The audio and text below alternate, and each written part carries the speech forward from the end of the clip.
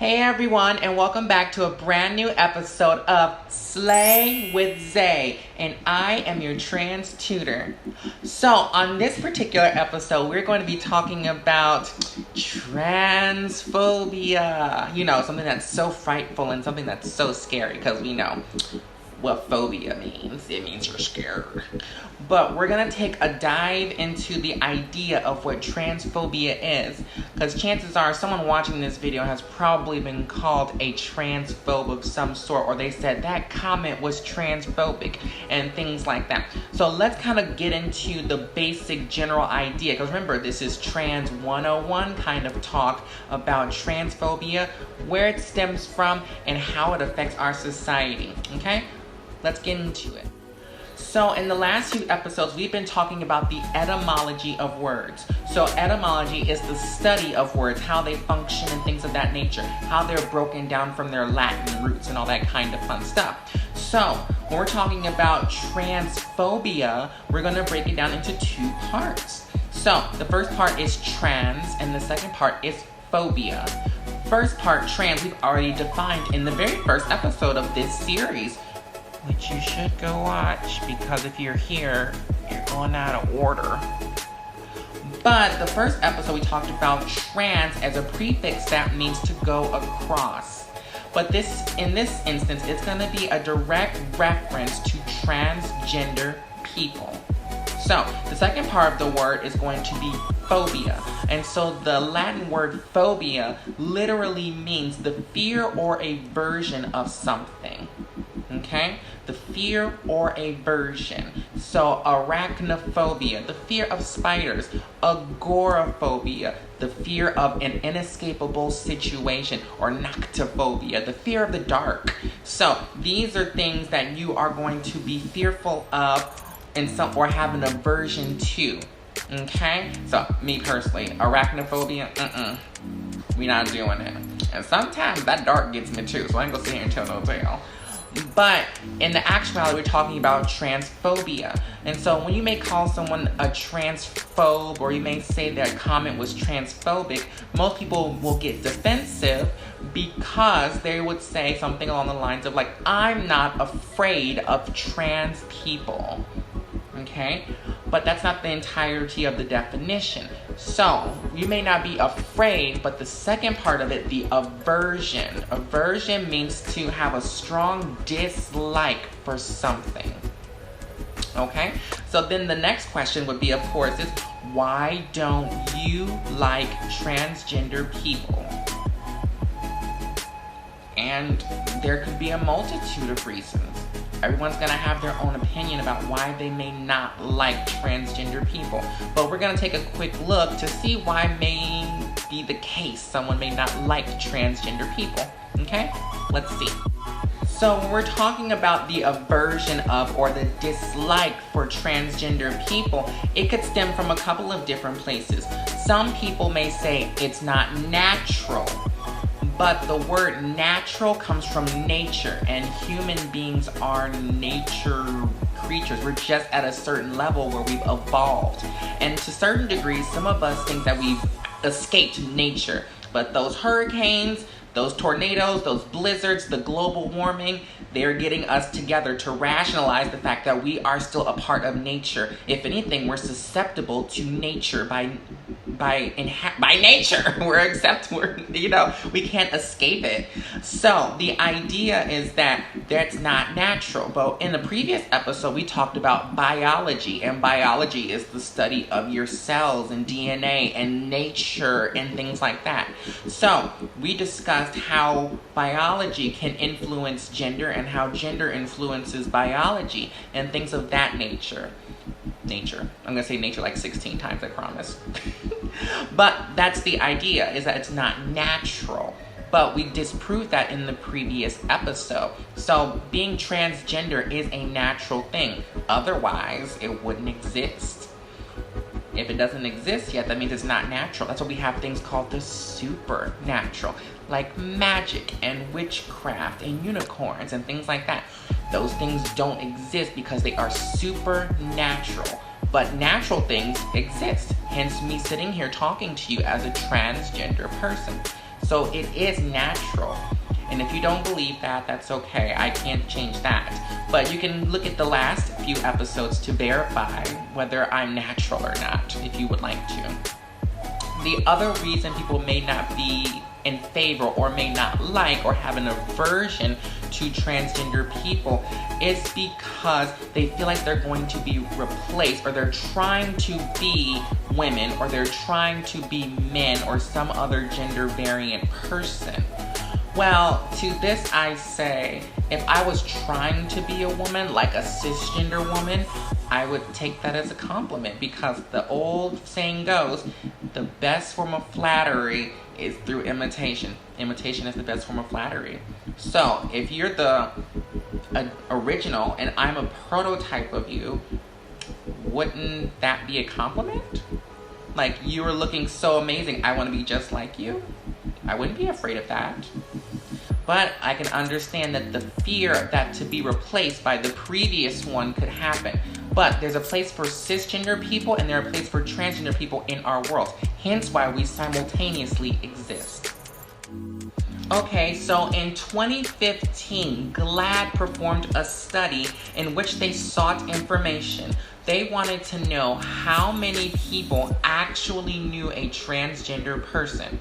So, after performing this study, they found out that only 16% of Americans at that time in 2015 personally knew a transgender person. The other 84% were getting it from various sources like the news or their own mental configurations, or they were getting it from the media. And so, if you are afraid of something and because you don't have any interactions with it, that's a normal thing, because, you know, some of us don't have interactions with sharks and we're very afraid of them. Some of us don't have interactions with, you know, monsters, but we're very afraid of them. And we're afraid because we don't know. It's the unknown. And so the fear of the unknown is actually xenophobia. And so sometimes xenophobia is used in reference to the fear or the aversion of people from other countries. But in this case, it's the fear or the aversion of the unknown. And so how do you rectify the fear of the unknown? By becoming more knowledgeable. If you have a dislike or something along those lines for people, you should figure out their stance and figure out where they're coming from. You should become more knowledgeable. And I wouldn't harp on knowledge, and I wouldn't sit here talking to you if I didn't want to spread positive information that was also correct.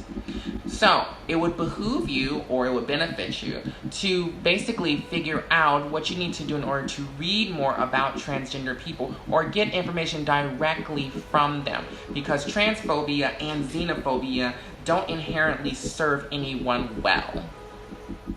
Now, if 84% of Americans have not had a direct interaction with a trans person or know them personally, and they're getting their information through media, we have to really think about this. Because the idea of media, particularly social media or stories or movies or books or television, are illustrating our lives. You know, people, we're kind of vain. We like to see ourselves played out on screen.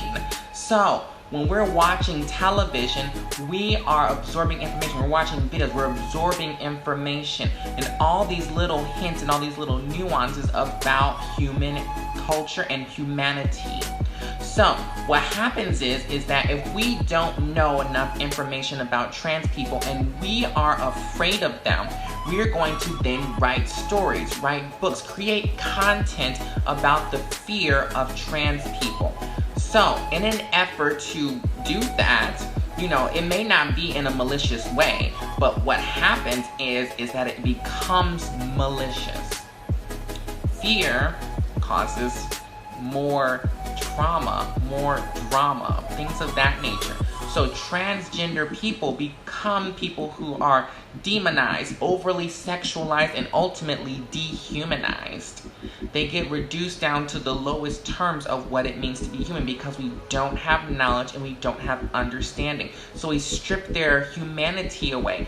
And this is why media and representation in it is so important. It's important to see positive images of people who are marginalized. Not only transgender people, but Black people, people who are disabled or differently abled, or women in higher positions of power.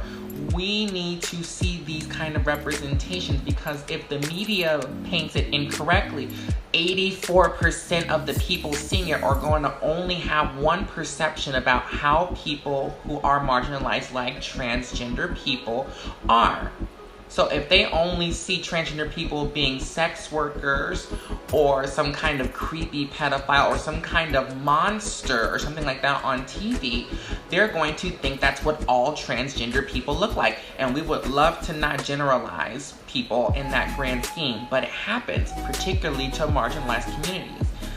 This is what happens when we don't have proper representation on television. So fear is going to play itself out in our life, thus it's going to play itself out in media. And even more so that it's going to translate into our propaganda and legislation. We have to control the media, and that's why we have a fear of transgender people. So I mentioned a little while ago that transphobia doesn't really serve us well. And what I mean by that is that we use transgender tropes and jokes and things like that in order to, one, compensate for the fact that we are not knowledgeable, and we are also afraid of what we do not know. So because we do not know transgender people, we know these hyperbolic, which means these over-exaggerated versions of what a transgender person is. A sex worker, a pedophile, a monster. And if we want to be very specific, a transgender woman. Now, I can't speak for transgender men, nor will I ever, because I'm not them. So it would be good to look up some content created by transgender men and the things that they go through. But I know, speaking from a transgender woman's perspective, most of the world is afraid of us or not knowledgeable about us because of what we could potentially do to cisgender women.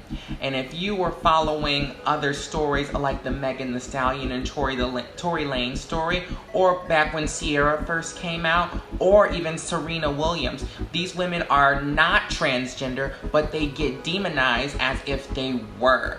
They get told all kinds of mean things about them, like they have penises, or that they're manly, or they're big, and things like that. Things that we associate with transgender women, because when it's painted in media, that's how they show us.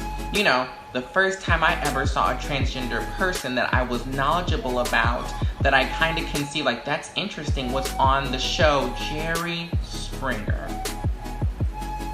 And not that that show paints anyone in a good light, but it really painted transgender people in a poor light. And if that's your only perception, your only found information that you know about transgender people, you're gonna think that they're messy and crazy and have these all kinds of problems and issues and things like that. Well, our problems and issues stem from society not giving us what we need in order to be treated fairly and equally. Part of our media, thus it affects the legislation, thus it affects our daily life. So the idea is that we have to make sure we are controlling the media in a positive light. That's why we have shows like Pose. Beautiful show about transgender people. We have a documentary called Disclosure.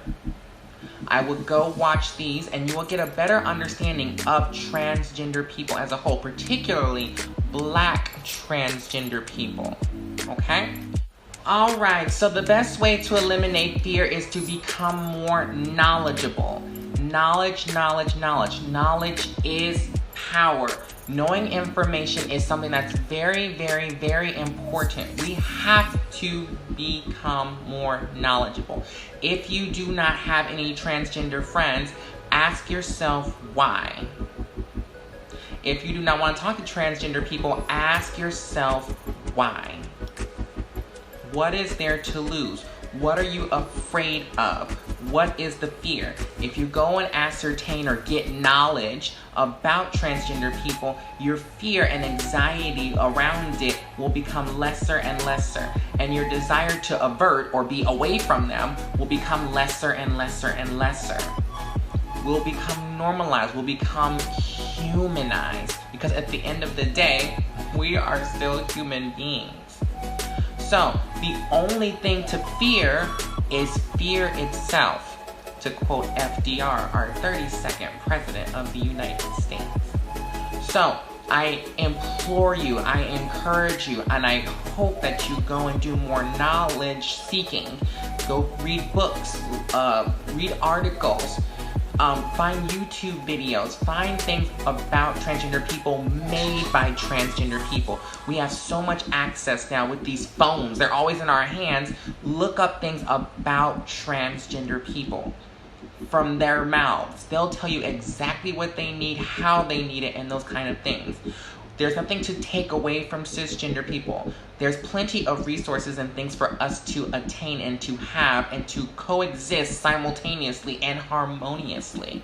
So, please allow yourself to be available to learn more things about things you are not knowledgeable about. Thank you so much for watching this video. I hope we learned about fear and how it actually works and transphobia and all of those kind of things. You know, if you have any questions, you know, leave one in the comments and we will have a conversation. So in the comment section on Facebook, Instagram, on Twitter, leave a thread, or on YouTube, you can leave a comment. Make sure you subscribe and follow. Use the hashtag #SlayWithZay and we will be able to have a complete consolidated conversation in one section. Okay? So, thank you again. Please like, share, retweet all the things on the social medias. And I will see you next time on another episode of Slay with Zay. Bye!